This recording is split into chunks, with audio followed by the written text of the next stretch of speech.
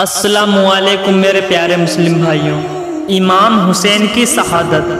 امام نے فرمایا، اے بدباطنوں، مجھے خوب معلوم ہے کہ تمہارے دلوں پر سخاوت و بدبختی کی مہر لگ چکی ہے اور تمہاری غیرت ایمانی مردہ ہو چکی ہے، لیکن میں نے یہ تقریر صرف اتمام حجت کے لیے کی ہے تاکہ تم یہ نہ کہہ سکو کہ ہم نے حق اور امام برحق کو نہیں پہچانا تھا۔ الحمدللہ، میں نے تمہارا یہ عذر بانا ختم کر دیا۔ اب رہا یزید کی بیعت کا سوال، تو یہ مجھ سے ہرگز نہیں ہو سکتا کہ میں باطل کے سامنے سر جھکا دوں۔ امام عالی مقام نے جب دیکھا کہ یہ بدبخت میرے کل کا ببال اپنی گردن پر ضرور لیں گے اور میرا خون بہانے سے کسی طرح باز نہیں آئیں گے، تو آپ نے فرمایا، اب تم لوگ جو ارادہ رکھتے ہو اسے پورا کرو اور جسے میرے مقابلے کے لیے بھیجنا چاہتے ہو اسے بھیجو۔ بڑے بڑے مشہور بہادر جو شیر خدا کے شیر سے مقابلہ کے لیے محفوظ رکھے گئے تھے، ان میں سے ابن سعد نے سب سے پہلے تمیم بن کہتبہ کو حضرت امام سے جنگ کرنے کے لیے بھیجا، جو ملک شام کا نامی گرامی پہلوان تھا۔ با غرور با تمکنت گھمنڈ سے ہاتھی کی طرح جھومتا ہوا اور اپنی بہادری کی ڈینگیں مارتا ہوا حضرت کے سامنے آیا اور پہنچتے ہی آپ پر حملہ کرنا چاہا۔ ابھی اس کا ہاتھ اٹھا ہی تھا کہ شیر خدا کے شیر نے ذوالفقار حیدری سے ایسا جچا تلا بار کیا کہ اس کا سر جسم سے اڑا دیا اور اس کے گھمنڈ کو خاک میں ملا دیا۔ پھر یزید ابتہی بڑے کروفر کے ساتھ آگے بڑھا اور چاہا کہ امام کے مقابل بہادری کا جوہر دکھا کر یزیدیوں کی جماعت میں اپنی شاباشی حاصل کرے اور انعام و اکرام کا مستحق بنے۔ آپ کے سامنے پہنچ کر ایک نعرہ مارا اور کہا کہ شام و عراق کے بہادران کوہ سکن میں میری بہادری کا چرچا ہے۔ میں ملک روم و مصر میں سہرائے آفاق ہوں، بڑے بڑے بہادروں کو آنکھ جھپتے موت کے گھاٹ اتارتا ہوں۔ ساری دنیا کے لوگ میری شجاعت و بہادری کا لوہا مانتے ہیں اور میرے سامنے بھیڑ بکری کی طرح بھاگتے ہیں، کسی میں میرا مقابلہ کرنے کی طاقت نہیں۔ آج تم میری قوت اور میرے داؤ پیچ کو دیکھو۔ امام عالی مقام نے فرمایا، تو مجھے جانتا نہیں، میں اپنی رگوں میں ہاشمی خون رکھتا ہوں، فاتح خیبر شیر خدا علی مشکل کشا کا شیر نور ہوں۔ تم جیسے نامردوں کی میری نگاہوں میں کوئی حقیقت نہیں، میرے نزدیک مکھی اور مچھر سے زیادہ تیری حیثیت نہیں۔ سامی جوان یہ سن کر آگ ببولا ہو گئے اور فوراً گھوڑا کدا کر آپ پر تلوار کا وار کر دیا۔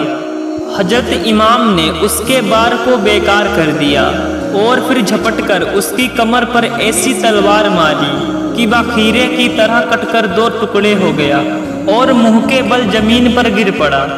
گرا فولاد کا ٹکڑا زمین پر سر نگوں ہو کر تکور بہہ گیا، زخموں کے رستے موجے خوں ہو کر۔ بدر بن سہیل یمنی اس منظر کو دیکھ کر غصے سے لال پیلا ہو گیا اور ابن سعد سے کہا، تم نے کن گواروں کو حسین کے مقابلے میں بھیج دیا جو دو ہاتھ بھی جم کر مقابلہ نہ کر سکے؟ میرے چاروں بیٹوں میں سے کسی ایک کو بھیج دیں، پھر دیکھ ابھی منٹوں میں حسین کا سر کاٹ کر لاتے ہیں۔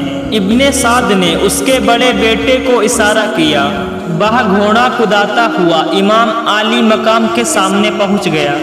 آپ نے فرمایا، بہتر ہوتا کہ تیرا باپ مقابلے میں آتا تاکہ وہ تجھے خاک و خون میں تڑپتا ہوا نہ دیکھتا۔ پھر آپ نے ذوالفقار حیدری سے ایک ہی بار میں اس کا کام تمام کر کے جہنم میں پہنچا دیا۔ بدر نے جب اپنے مشہور شہ سوار بیٹے کو اس طرح ذلت کے ساتھ قتل ہوتا ہوا دیکھا تو گیجو گجب کا پتلا بن کر دانت پیستے ہوئے تھوڑا دوڑ کر امام کے سامنے آیا اور پہنچتے ہی نیزے سے وار کر دیا۔ آپ نے اس کے نیزے کو قلم کر دیا۔ اس نے فوراً تلوار سنبھال لی اور کہا، حسین دیکھنا میں وہ شمشیر مارتا ہوں کہ اگر پہاڑ پر ماروں تو با سرگا بن جائے۔ یہ کہتے ہوئے امام پر تلوار چلا دی آپ نے اس کے بار کو خالی کر دیا اور اس پر ذوالفقار کا ایسا بھرپور ہاتھ مارا کہ بدر کا سر کٹ کر گیند کی طرح دور جا کر گرا۔ اس طرح شام و عراق کے ایک سے ایک بہادر حضرت امام کے مقابل آتے رہے، مگر جو بھی سامنے آیا آپ نے اسے موت کے گھاٹ اتار دیا۔ کوئی ان میں سے زندہ بچ کر واپس نہیں گیا۔ شیر خدا کے شیر نے 3 دن کا بھوکا پیاسا ہونے کے باوجود شجاعت و بہادری کے وہ جوہر دکھائے کہ زمین کربلا میں بہادران کوفہ و شام کا کھیت بو دیا، کسی کے سینے میں نیزہ مارا اور پار نکال دیا، کسی کو نیزے کی نوک پر اٹھا کر زمین پر پٹک دیا، اس کی ہڈیاں ٹوٹ گئیں، کسی کا پٹکا پکڑ کر زمین پر گرا دیا اور گھوڑے کی ٹاپوں سے اس کو رون ڈالا، کسی کی کمر پر تلوار ماری تو وہ 2 ٹکڑے ہو کر زمین پر گرا، کسی کی گردن پر ذوالفقار حیدری چلائی تو اس کا سر بیل کی طرح لڑکتا ہوا چلا گیا، اور کسی کے سر پر تلوار آبدار ماری تو جین تک کٹ گیا کہ امام عالی مقام نے دشمنوں کی لاشوں کا انبار لگا دیا۔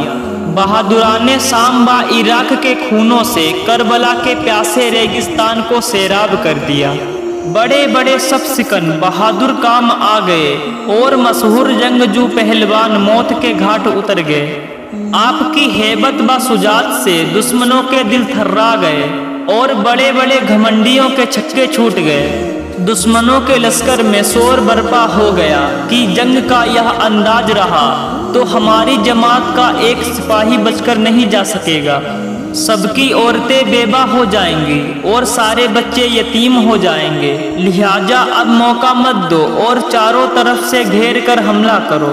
یزیدی جب دست بندست کی جنگ میں بری طرح شکست کھا گئے تو انہوں نے یہی طریقہ اختیار کیا کہ ہزاروں نے چاروں طرف سے گھیر کر حملہ کرنا شروع کر دیا۔ اب سینکڑوں تلواریں چمکنے لگیں اور دشمن بڑھ بڑھ کر امام پر وار کرنے لگے۔